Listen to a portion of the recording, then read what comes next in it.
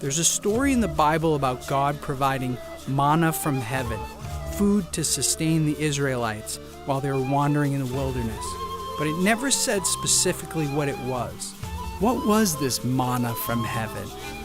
When I asked that question, I had no idea how much my life was about to change.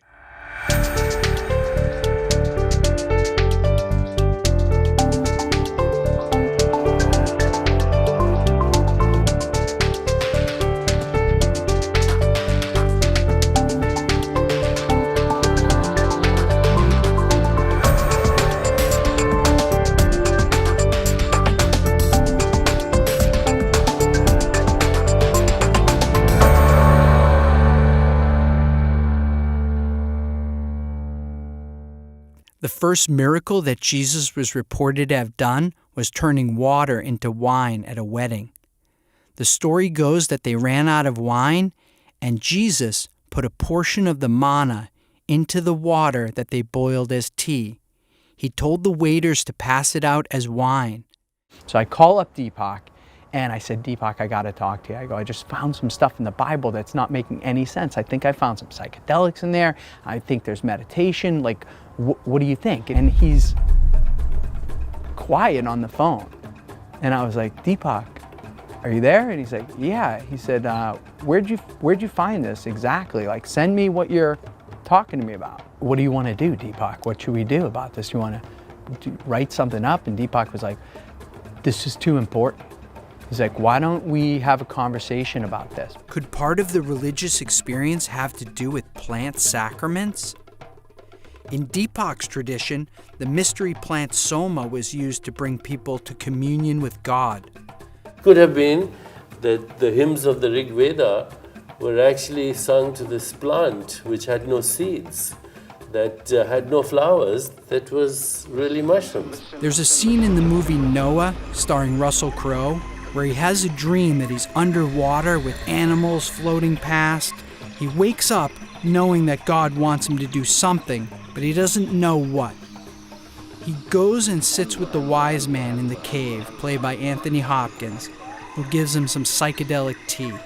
He drinks it and has a detailed vision of exactly what God wants him to do. First of all, that's a possibility. Yep. Secondly, why does our brain have receptors to these things? Well, because we are part of the same nature. We're not separate from nature. Science is based on a subject-object split, on a separation that is artificial, me and the universe, when in fact I'm also part of the universe. Right. So the same electrical storms that create thunder and lightning in the sky create synaptic firings in my brain, which creates thought. Mm-hmm. We are part of a wholeness. And what the religious experience is to experience that wholeness. What is enlightenment but being one with the source? So whilst they gave people what I wouldn't even call altered state of consciousness, I wouldn't call them hallucinations. They help people break out of the everyday hallucination of separation and to the reality of truth. And whether they did it through wine or manna or soma, who cares? It doesn't even make any sense. How could these ancient plants that connect you to God be somehow taken out? Could these plants be the ancient wisdom that we need for our modern problems? What we call today everyday reality, which we take for normal, okay? Mm-hmm. There's war, there's terrorism, there's global warming, there's social injustice. 50% of the world lives on less than $2 a day. The environment is totally screwed up. And we say this is normal. Yeah. It's psychotic, right? And it's psychotic because we have created it. What do you think it would take to break through that boundary at this point? I mean, here we are in this 21st century. Let's have a party. We'll bring everybody down to Peru and enlighten them. Yeah, and put some in the pot and let's drink it. Amen. Amen. Did Deepak Chopra just tell me to go down to Peru and drink ayahuasca tea, one of the most powerful psychedelics known to man? Still dazed by what Deepak had recommended, I bumped into our friend Jerry, who had generously loaned us his beach house for the interview. I was curious what he thought about what Deepak said. I didn't realize at the time, but Jerry's world was spinning out of control. Despite having sold his company for almost $100 million, Jerry was abusing drugs, drinking a lot of alcohol, his family was in shambles, and he was basically trying to kill himself slowly. More than I realized, Deepak's words were really sinking in. At this point, you might be wondering who this Zappy guy is. Let me tell you a little bit about myself. I'd done everything society told me to do. Go to school, get a job, make a bunch of money, fall in love, start a family. I was living the American dream. I bought beer.com for $80,000. A few months later, I sold it for $7 million. Here I am starring in my own Super Bowl ad. Life was becoming very surreal. Even though I had it all, my conversation with Deepak made it clear that there were other experiences that I needed to have. The value that I place on the experience is more important to me. So I always felt like I'd rather have a passport full of stamps than a house of a certain type. It occurred to me that, like most people, I'd been searching for happiness outside of myself, and I was having the realization that I might never be truly happy unless I went inside my own mind to look for some answers. Albert Einstein famously said, "You can't fix a problem with the same consciousness or thinking that got you into the situation." What this meant to me was that if I wanted to solve a problem in my life, or if we as a society wanted to solve some of the big problems we have, like violence, eco-destruction, addiction, depression, we needed to change our collective consciousness. Could society use some of these ancient techniques for its modern problems? I was inspired by people who came before me that seemingly had it all, but chose to take the risk of going inside their own minds. These people were what I would call psychonauts, sailors of the mind. And I saw that these people were going inside their minds and exploring inside their minds as part of what they wound up doing. And I thought, wow, I have to do that.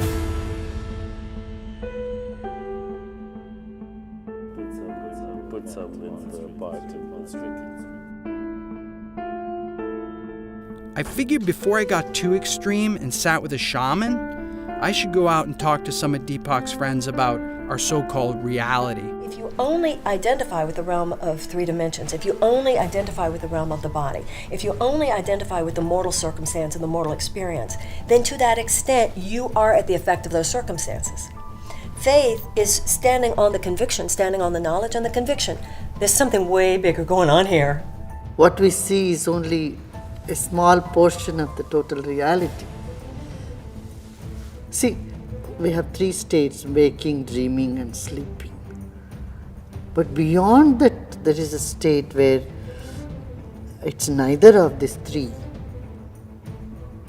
But there is a restful alertness that dawns deep within.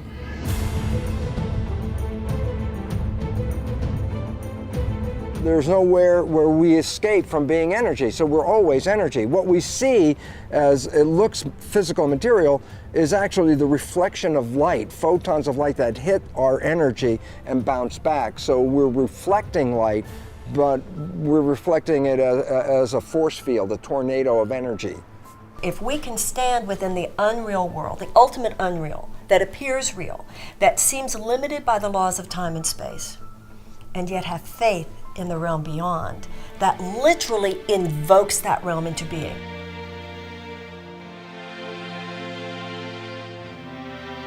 It seemed like what everyone was saying is reality's just a concept.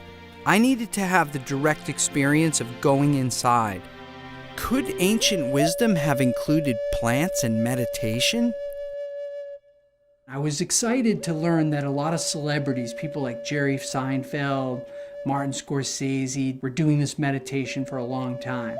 And recently, people like Oprah Winfrey and Dr. Oz and Katy Perry had taken up the meditation, and it seemed to be making them even more creative.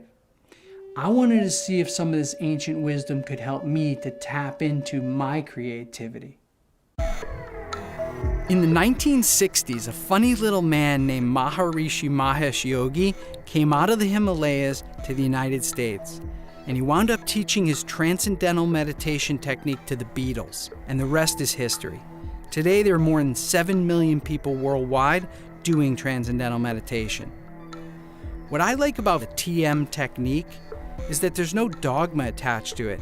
It's really just a simple technique of silently repeating a mantra to yourself, which causes you to transcend into your quieted mind, to subtler and subtler states of consciousness, until a point that you reach a place called universal consciousness, an endless field of energy that connects all of us, where all knowledge is contained and where everything is manifested from.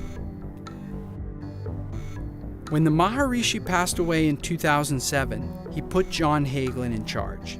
As a quantum physicist and a meditator, he had successfully used quantum theory to support Maharishi's model of creative intelligence being at the center of all creation.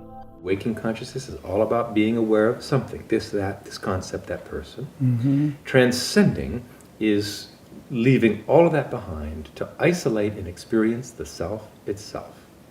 It's blissful. It's not the end of the story. 10, 20 minutes of that is enough. The idea is to come back into activity and increasingly integrate and stabilize the experience of inner reality, inner silence, along with outer reality. And that's when life really gets to be interesting and fun.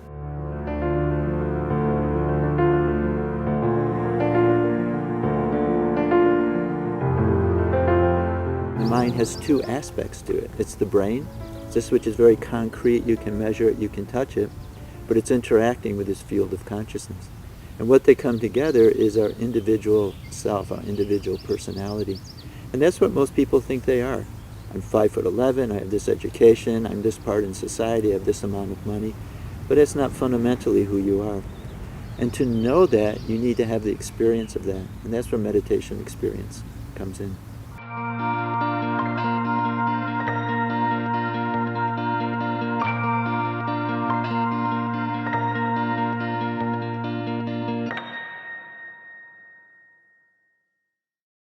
It was found that square root of 1% in some cities here and there, and it does create positivity in the atmosphere, in the tendencies of the people. What excited me about this was that if we wanted to change global consciousness, we only needed a critical mass of people tapped in. When I found in the Bible verses that said, "Be still and know that I'm God, the kingdom of heaven is within," that's what the meditators are saying. It's so obvious, it's right there. The Bible is saying, meditate.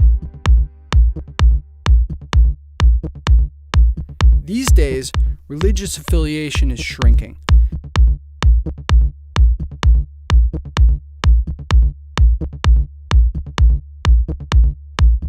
I needed to go speak to some of the religious leaders and top scholars of our time about whether meditation was once part of religion.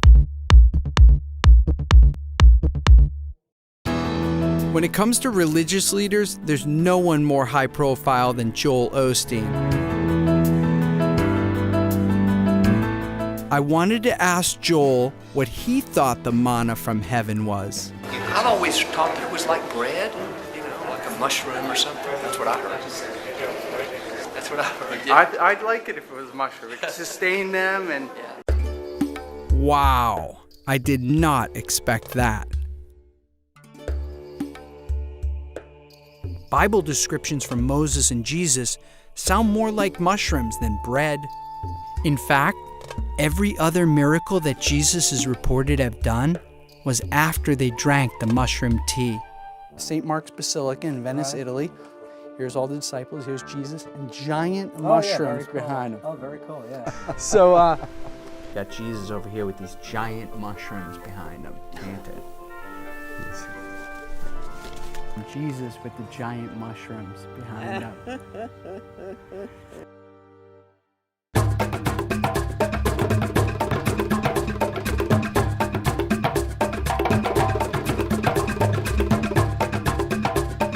I wanted to talk to some people who've been there, done that.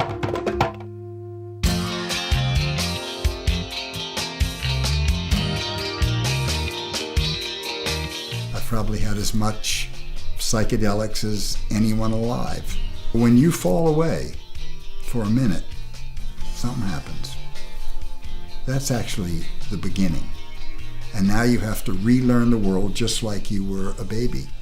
What I found makes ayahuasca very special, number one, is it's the only mind-altering substance that needs more than one substance. And the other fact that's interesting is that both of these substances, the MAO, which is harmaline or tetrahydroharmalol, or the DMT, both of these substances are produced in every mammalian nervous system. So there are substances that our body produces.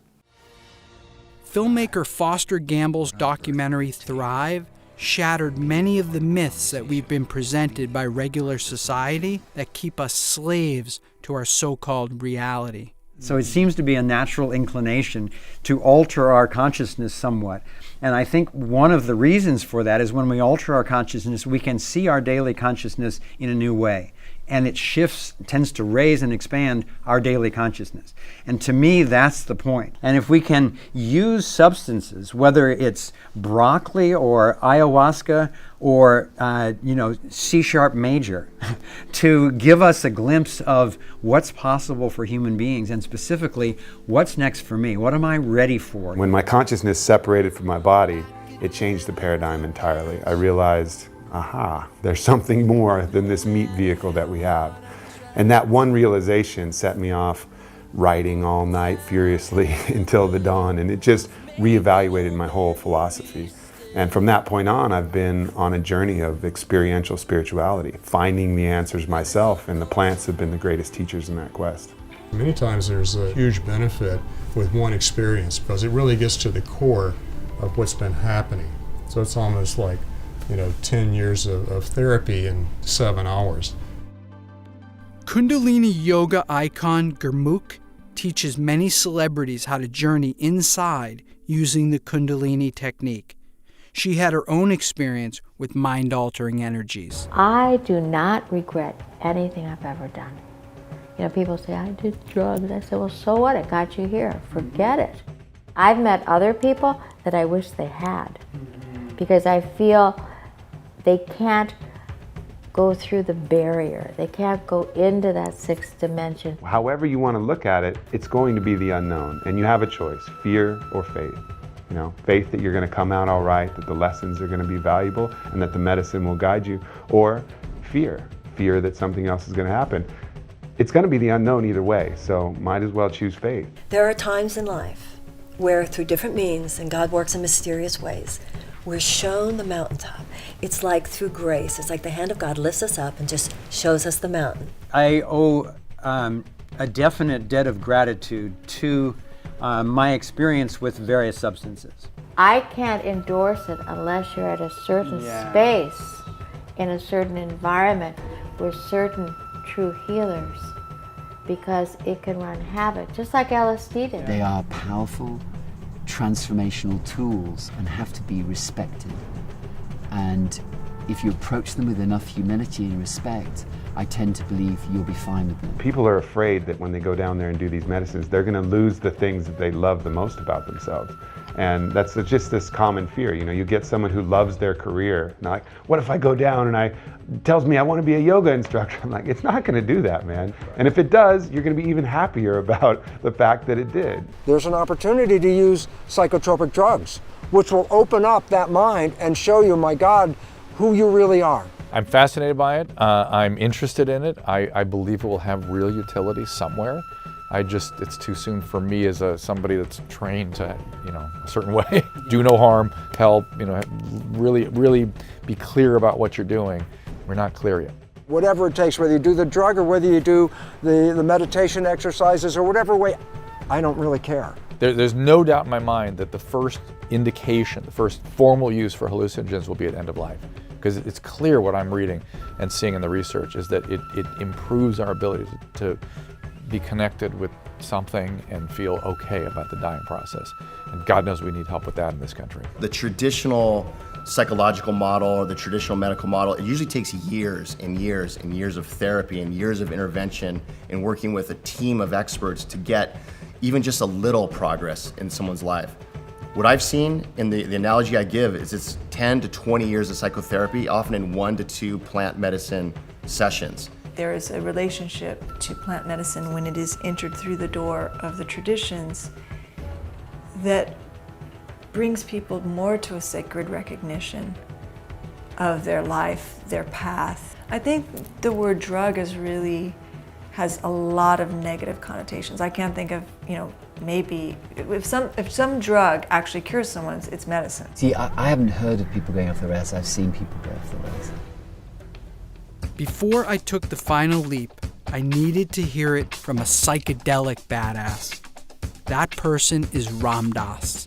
His real name was Richard Alpert, born to an affluent New England family. He attended Harvard and after graduation began as a researcher at the university. It was the 1960s and LSD had just been discovered. The government was studying its effect on individuals and enemy combatants. While a researcher at Harvard, Alpert and Professor Timothy Leary started to run experiments on students with psilocybin mushrooms and LSD, both of which were legal at the time. The results were nothing short of miraculous. Users were reporting that they were having life-changing experiences, including a study that showed that 60% of alcoholics that were given 1 dose of psilocybin mushrooms in the right set and setting were never alcoholics again.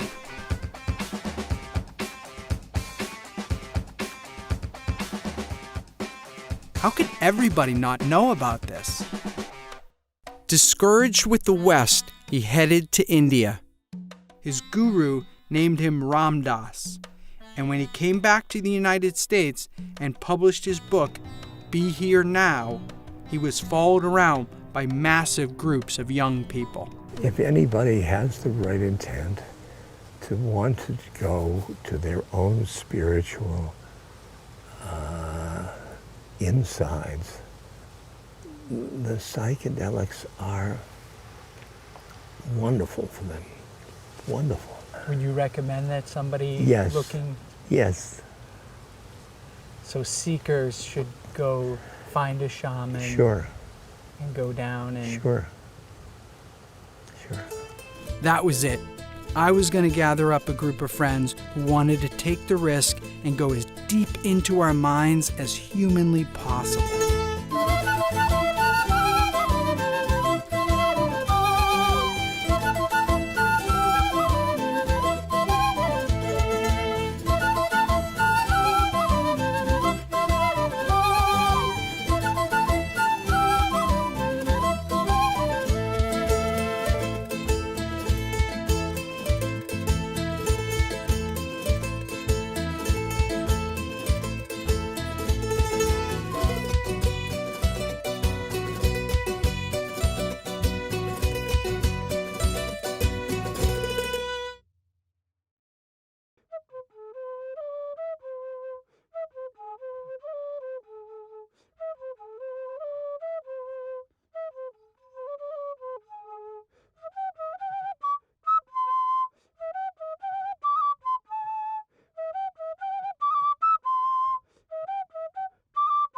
Things just seem to be falling in place, It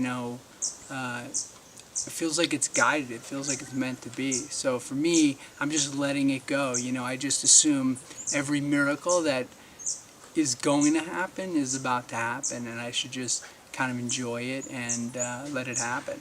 I have chosen to work with the Mesa, which is medicine bundle, meditations, rituals, counseling, and working with ancestral medicines such as Huachuma or San Pedro, which are ancestral medicines that have been used for over 5,000 years in the Andes of Peru by pre-Incan cultures who were masters of accessing dimensions of consciousness that are so deep that we often don't access. I feel like it doesn't matter where in the world you go, it's like you'll always find, your kind. And when it comes to spirituality, I I respect anything that, or anyone who kind of walks respecting the planet, loving nature, and opening their heart to, you know, the universe and love itself. As long as that's the main priority behind your religion or your, you know, ceremonial, spiritual belief, then, you know, I'm down with you. I've got a few intents. Some are very personal, which I'm going to try and bring back to my family and loved ones. And try and take some of that knowledge or the glimpse of the other dimensions that are out there, which I've been trying to do kind of in artificial ways. I mean, sometimes with my own artwork and my creativity, but in other ways with less natural things. And sometimes that's an anesthetic for pain or just your day-to-day life that gets you down. But yeah, this is something that's been calling me for a while to come and do this, but it hasn't been the right moment in my life, and so it all seemed to just fall into place naturally. I'm here to have sort of like a rebirth, to, you know, tap into a place that I guess I've never gone. So I don't know where that is. I don't know what that is, but hopefully it's a good thing, and I'll be able to get through it. When you drink the medicine, 50% of the medicine's responsibility is to do all the healing, all the cleansing, all the awakening, all the clearing, all the harmonizing that it needs to do. But the other 50% of taking it further, of taking it deeper, is always yours. Part of my work in this is to make the most gentle transition possible from being very sleepy to being fully awake. Really looking forward to tapping into some of those guys' stuff upstairs.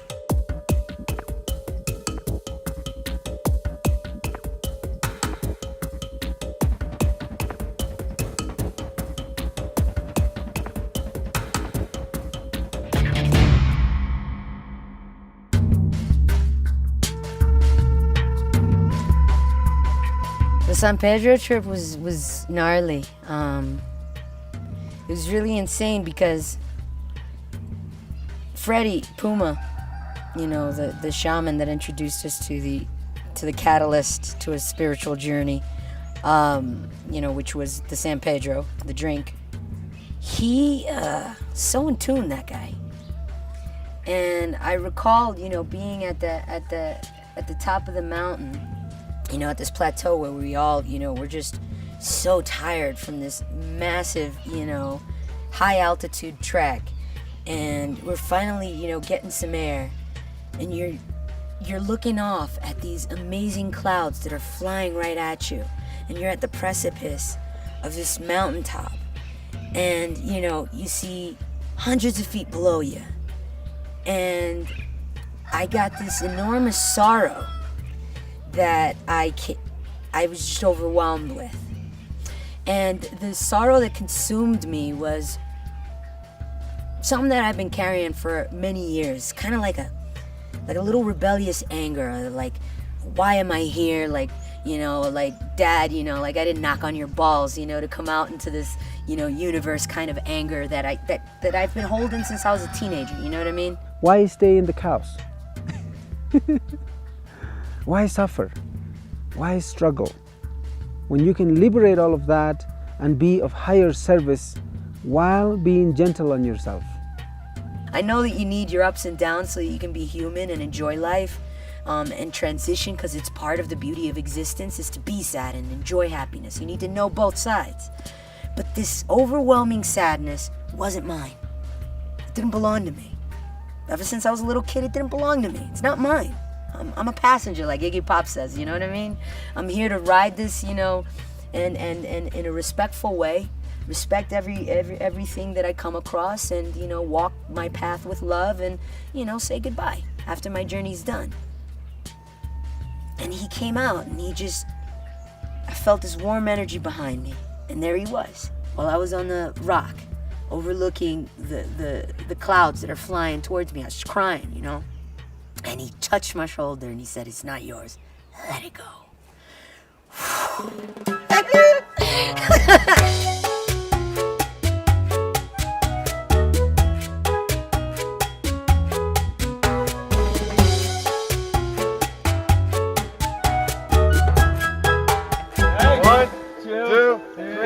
All right, all right.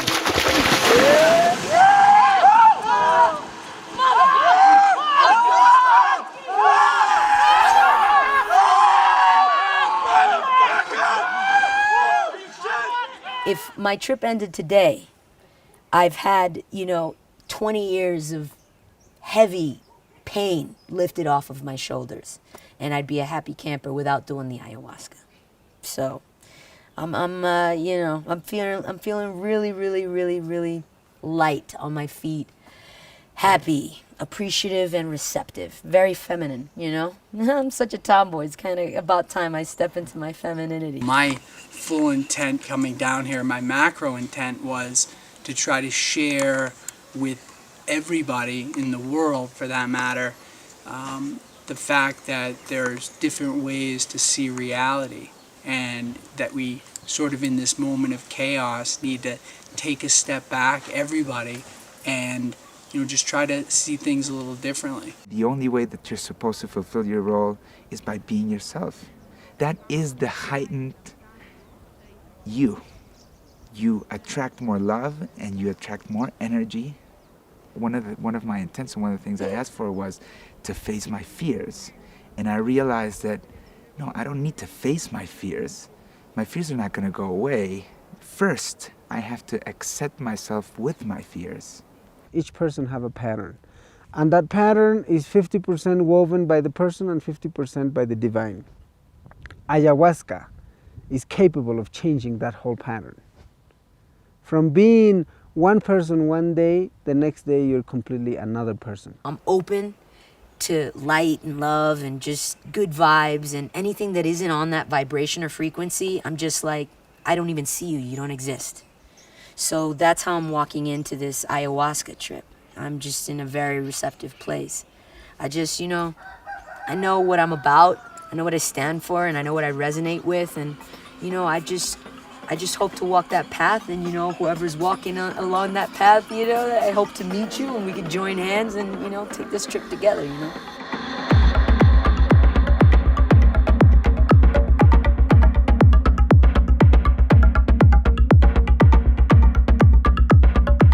It happened for me in my ayahuasca experience when I was sitting there and I realized that I had just died. As I was looking at death and experiencing death, I saw how dynamic it was and how much was going on. And I realized that I never needed to fear death again. It was totally liberating. And as I spent time in this ayahuasca experience, I realized that I was sitting in a place where I could ask any question. I could go into the future, I could go into the past, whatever I wanted to know. So I'm going to ask a big question. So I decided to ask, why do bad things happen? And immediately upon asking that, I was ripped out into the edge of space. Back to where when you're a kid, you go, yeah, but what's past space? And people go, oh, more space. And what's past that? More space. I was out there on the edge looking at everything in the universe basically contained, like God would look at it. And as I'm looking at it, Spirit said to me, you see that? It's totally balanced. It's perfect. And I looked at it and I was like, wow, that's true. It's totally balanced. It's perfect. If something happens over here, it'll just be made up over here. And as soon as I had that realization, I was sucked right back in. I was sitting in the room again. And as I was coming out, I just started to laugh. I was laughing and I realized that I had just gotten the entire human cosmic joke. Here we are with God, the man with the white beard, and Buddha and Muhammad and Jesus, all these men. And I was with God and it was a woman. That has stuck with me every day since my ayahuasca experience.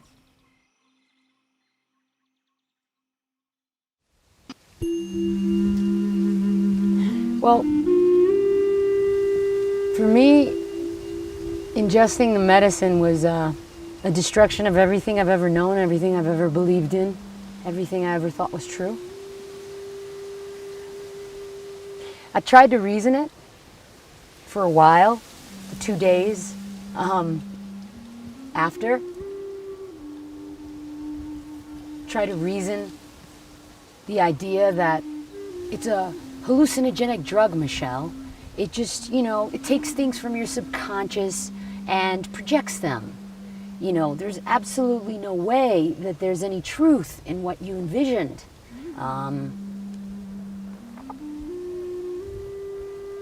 That it's just a trip. You read tons of books on alchemy, you have tons of, information about symbolism and religion deep embedded into your brain since you're a little kid. But I know in my heart of hearts, it's not true. And that everything that I have ever known could quite probably be bullshit. And it makes me happy.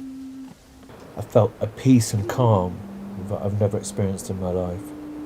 An overwhelming feeling that I could relax instead of constantly macheting my way through life with my urban armour on. It just stripped everything away and put me in contact with something that was a benevolent higher power, is the only way I can really describe it. I had such a hard time in the middle of it. I know, like a surgeon, and I felt my wounds, my wounds just opened up, and I was feeling pain, and then, like I grew up, and I was able to love myself a little bit more.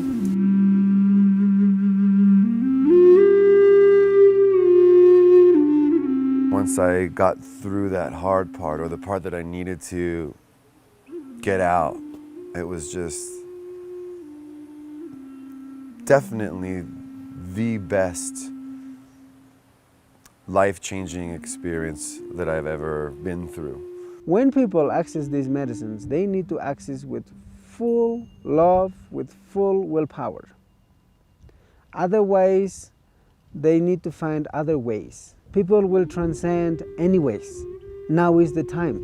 And these medicines are major assistants, major helpers, major masters, assisting this process of transition for humanity from one level of consciousness to a higher level of consciousness. I've lost a lot of anger, a lot of hatred, and a lot of, if you're an asshole, be an asshole.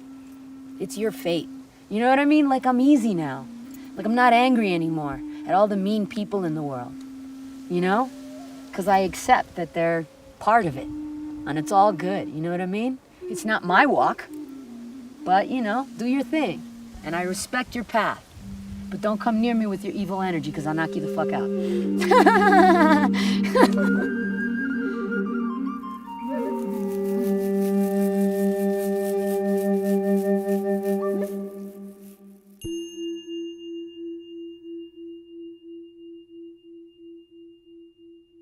It all comes down to intent for me.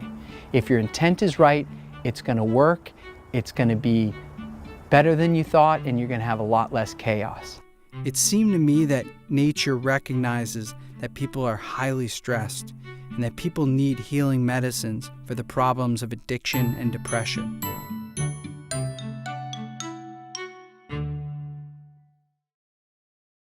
I kept looking for ways to transcend on a daily basis, and I was introduced to Sri Sri Ravi Shankar and his breathing technique called Sudarshan Kriya.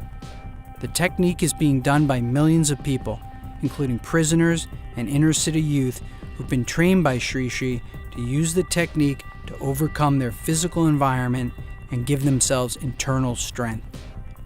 Sri Sri's logic goes that when we're born, we draw in our first breath, and when we die, we let out our final breath. But most people think nothing of it in between, when in fact, breathing may be our most valuable capability. Breath is an important tool, For every emotion, there is a particular rhythm in the breath. And if we attend to the breath by manipulating your own breath, you can slip into the altered state of consciousness. at will.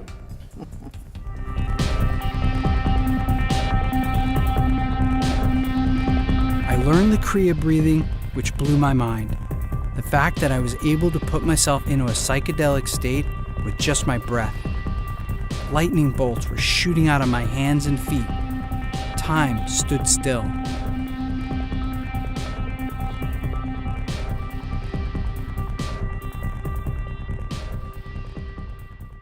I continued to get together with my friends to talk about our experience and how we were integrating our psychonaut training into our lives. There's a whole group of scientists, very few, but enough, who are saying maybe brain doesn't produce consciousness, maybe brain filters consciousness. You're saying we're transmitters? You're transmitters. Cool. And what you're transmitters of is that infinite potential that you spoke of, that field of possibilities. And so when you start to break down the boundaries, then all that's left is the infinite. So the boundaries are like your prejudices, things They're all that you know that you've concepts, accumulated throughout life that you either repel or are attracted to? Yeah, every boundary is a conceptual boundary in consciousness. This is an Earth rover. This gives me an opportunity to come to this planet, step into this suit, have these life experiences, be creative, and marvel at this planet that we come to. And it's so funny because A, I started this whole thing not spiritual. B, once I saw the nature of the cell membrane, the self-receptors, I said, oh my God, instantaneously I had to recognize if you buy the science, then it's not is there or is there not, there's a spirit.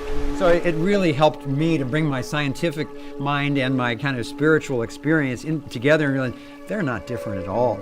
We're just discovering through all these pathways how all of that is one. After I started to really journey with the plants was when things sort of changed. When that older boyfriend of mine, I was like 24 at the time, and he told me I was an idiot. And he said, you're very passionate, but you have nothing to back up how you feel about the world. You don't read, you don't have, you read one book and you can get 20 years worth of research in one book. And he kind of like opened up my mind to do research and to fill my mind. Now, when I see the world, I do a psychedelic, I think metaphorically, I think on so many different layers, and of course I enjoy the moment too. I can chase sensations like any of them. I love to feel good and have fun and interact with people, but information is so beautiful. And if we could just tap into the reservoirs or fountains of the people before us, you never know where it could take you. When I lost Paul, I was like, I went through about a year of just being like an animal.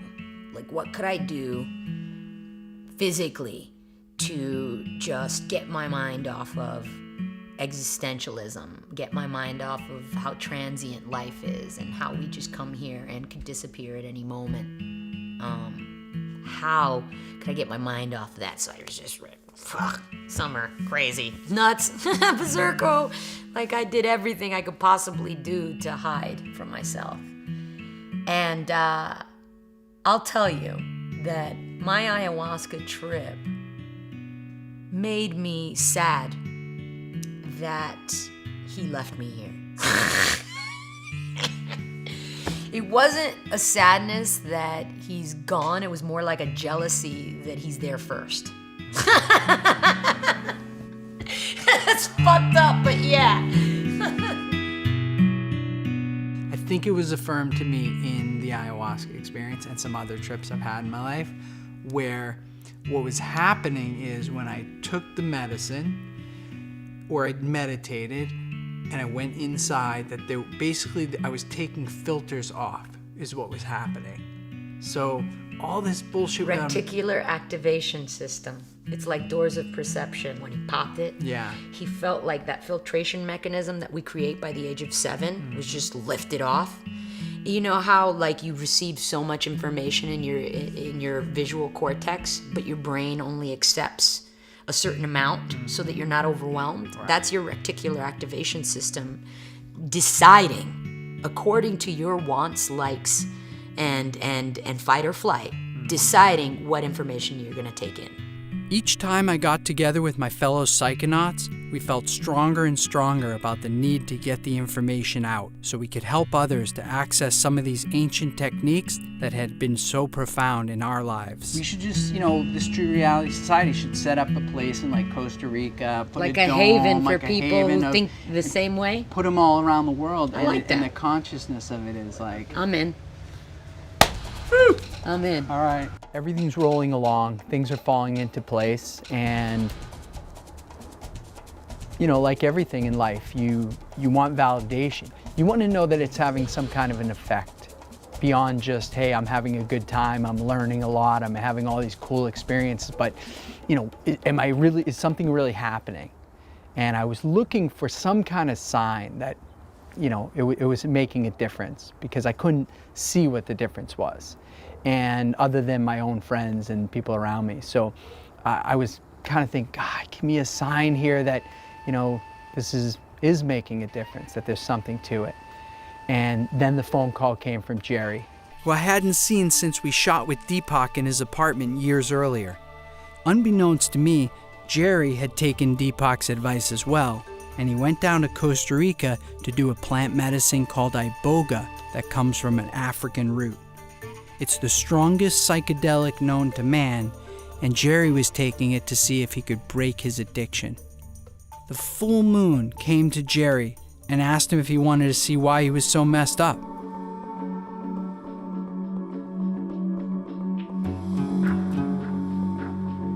Because of my life, I had like addiction issues, tons of women issues, ego issues out the gazoo, smoking, drinking, you name it, I was a fan, right? So I said, what's wrong with me? And so what happened then is that my body went to a house that I hadn't seen in 48 years. It was my grandfather's house in Scranton, Pennsylvania. And at the front of the house, like 3-year-old me is going like this to me. He's like waving me in. And I'm looking at the floor, and there was, as a kid, I knocked over cranberry juice or grape juice, and it hit the wall, and that stain was on the wall. This is how perfect detail. And then next thing you know, the kid opened the door and like went like this to me, like, go look at it. And my grandfather was sexually molesting me, and I was 3. The moon told Jerry to go see his dead grandfather and have him explain why he'd done it and give him an apology. Jerry went to see his grandfather, who denied it ever happened and sent him away. She told him to get his father to help him to get an apology from his grandfather. And he said that he was sorry, and I told him I forgave him. And even though he wouldn't do anything for me. And then the shaman goes, hey, go to the moon. So I went to the moon, back to the moon, and I said, Mrs. Moon, what can you do for me? And she said, open your chest. And I went like this, and my heart was in there. And the moon took my heart out and washed it. And I said, what? The shaman saying, what is she doing? I said, she's washing it like this, like, because she has hands, right? Crazy, but truth. She's washing it. And I said, what should I do with it, to the shaman? He said, have her put it in your left hand. I said, Mrs. Moon, would you put it in my left hand? And she put it in my left hand. And he goes, I said, what do you want me to do with it? He goes, put it in your chest. And I went to put it in my chest, and it got here, and it was black again. So it only stayed pink for like, 5 seconds. And I said, I'm not putting this thing in me because it's shit. It's terrible. And he said, ask her for a new one. So I said, Mrs. Moon, could I please have a new heart? And she said, yeah. And then she gave me this new heart. And then I said, what do you want me to do with it? She said, put it in your left hand, put it in your chest. And then the next day, I was a different guy. He hasn't touched drugs since, and he's able to have a drink socially without needing to get drunk.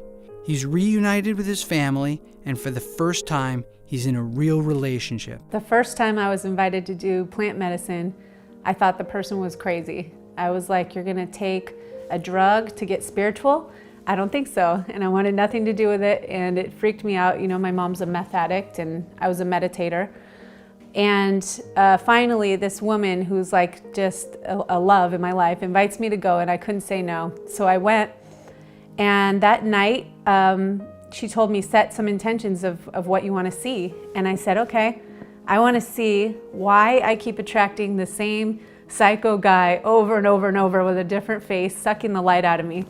And the second thing that I wanted to see was, what was I here to do? And so that night was just one of the most amazing nights of my life.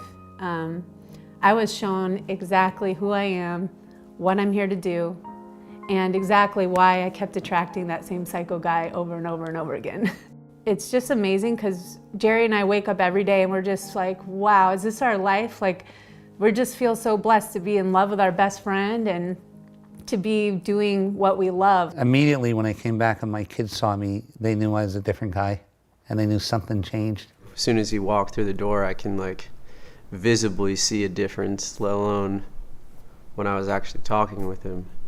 I was like shocked, you know? I was like, well, I gotta give this thing a whirl. If it could turn him around 180, what could it do to me? The first time I saw Gerard after he did plant medicine, he didn't even have to speak or say one word to me. I could tell as I walked up to him, about 15 feet away, I knew he was a changed person. The chances of someone coming out of that severe of a lifestyle case is very rare. I didn't want to drink anymore. I was smoking 2 packs of cigarettes a day, went from that to nothing immediately. I can't even think about doing drugs. Like I wouldn't even have the thought to go do some drugs. He's like, Zappy, not only did I take plant medicine and break my addiction in one session, but I've actually opened up a center for people to come and expand their consciousness, heal themselves, break addiction, and it exists. And I was like, oh my God, it manifested from that conversation with Deepak that day where he said, stir it up in the pot and drink it.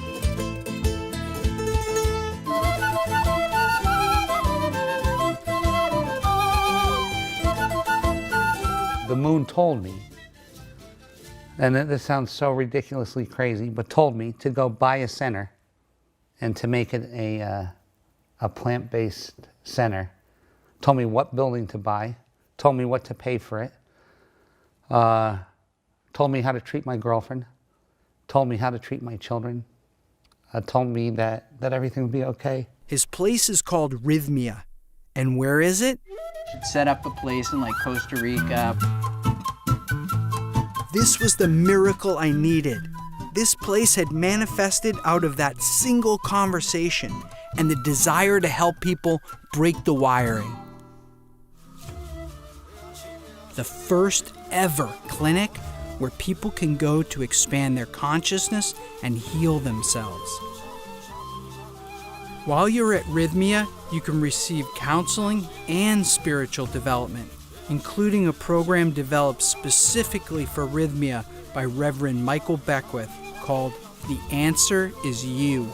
It's a consciousness expanding program that allows people to, 1, take 100% responsibility for their own life, come out of the shame and blame game, blaming others. 2, it moves you through a period of forgiving yourself and forgiving all others so that you can be clean inside. 3, you begin to embrace the vibration of intentionality, having an intention or a direction of how you want your life to be. You have to choose this. If we don't choose it, then the undertow of the human society is choosing for you. Going to a place like, what's being created at Rhythmia is a place where you can literally just come back to life's rhythm. The miracle that you're going to get is that you're going to get the real truth. And the truth is that we are all of us connected from the same thing. And that love is the thing that holds us all together. And when you get to that truth, that's the whole thing that you've been running from your whole life, is that one truth. And then you come and you come to a place like this and you get to see that that's the truth, then there's the miracle. And then you can walk away and go, you know what? You know, I lost everything this weekend or this week, but I gained my life. And what more could you ask for in a vacation?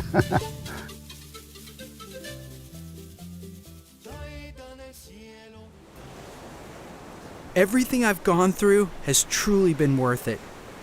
Because even before this movie's finished, it's already changed the world.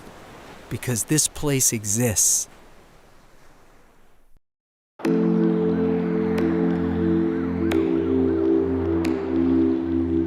Every act that comes from purpose is supported by nature and has the potential to change things in ways you could have never dreamed of. How do I channel all of this connection into being an efficient human being in society, into giving back? Because for me, love is everything. But you have to almost have a way to re-enter the ayahuasca experience almost on a daily basis to stay tapped into it. And that has to be through meditation and through something that will deliver you back there, if only for a moment.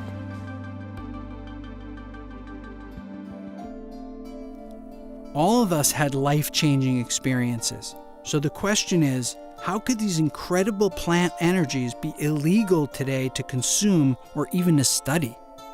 It turns out that the answer to that question may be even more sinister than the reason they've been taken out of religion: money. The pharmaceutical companies are only interested in selling their patented petroleum-based medications that people need to take for the rest of their lives. These drugs do not cure, but only mask the symptoms and have significant negative side effects. Here I am, living my entire life sustained by plants. I'm eating vegetarian, and my day job is bringing out a plant-based formula to help people with addiction. I owe everything to these ancient tools.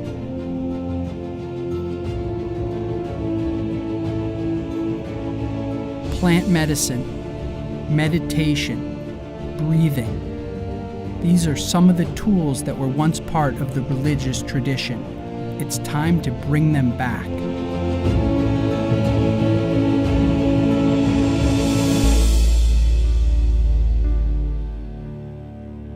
We started the True Reality Society to create a peace army to counteract mass violence in the world and to bring together people who believe in the importance of going inside their minds.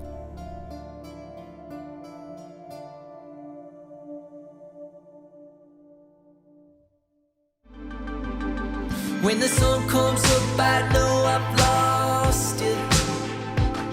To the spirits that live beyond us. But every time I sleep, I'm back in your arms and we've just begun.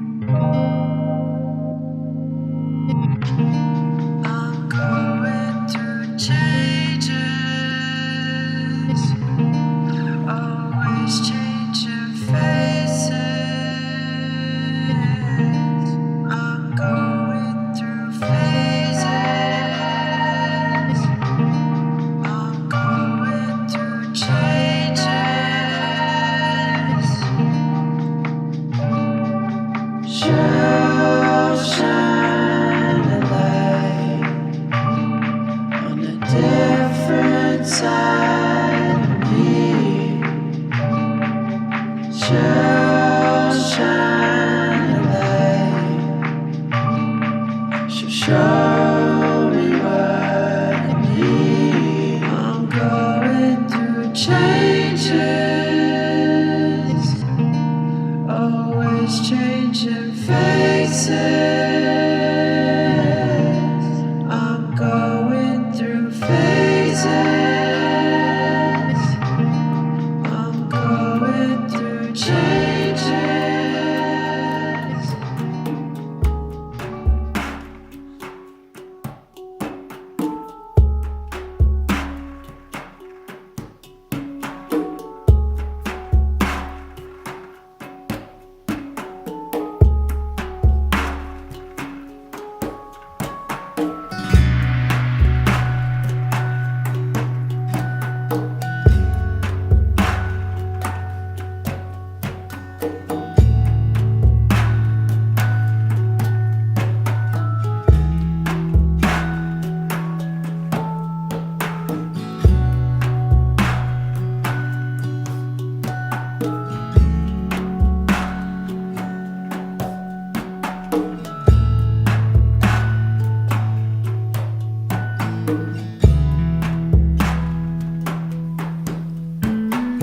Om Shri Mahalakshmi Namaha. Om Shri Mahalakshmi Namaha. Om Shri Mahalakshmi Namaha. Om Shri Mahalakshmi Namaha. Om Shri Mahalakshmi Namaha. Om Shri Mahalakshmi Namaha. Om Shri Mahalakshmi Namaha. Om Shri Mahalakshmi Namaha. Om Shri Shri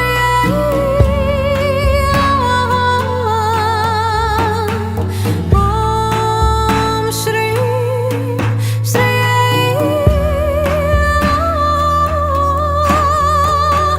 Om Shri Shri Om Shri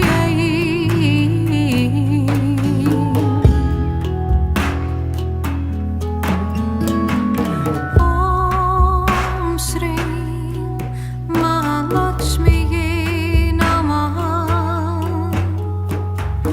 Om Shri Mahalakshmi Namaha.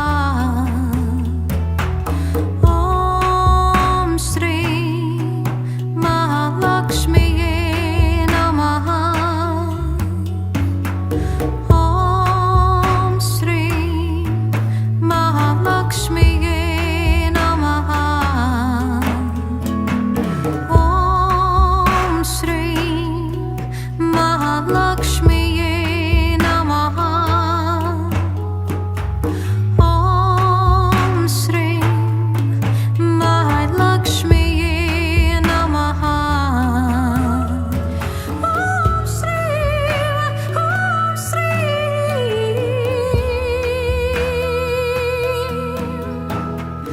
Om Shri Mahalakshmi Namaha. Om Shri Mahalakshmi Namaha.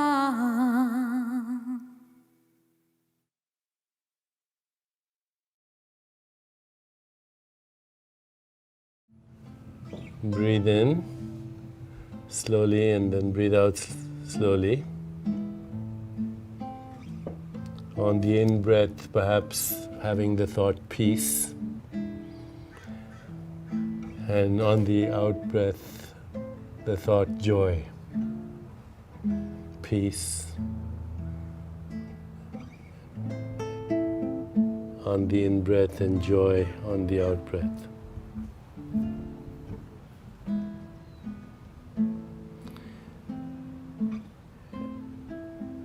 And bring your awareness into your heart now. And remember a great experience of love.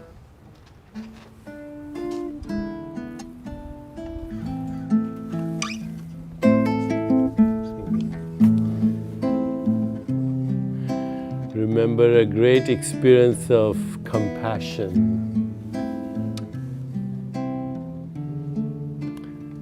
A great experience of joy.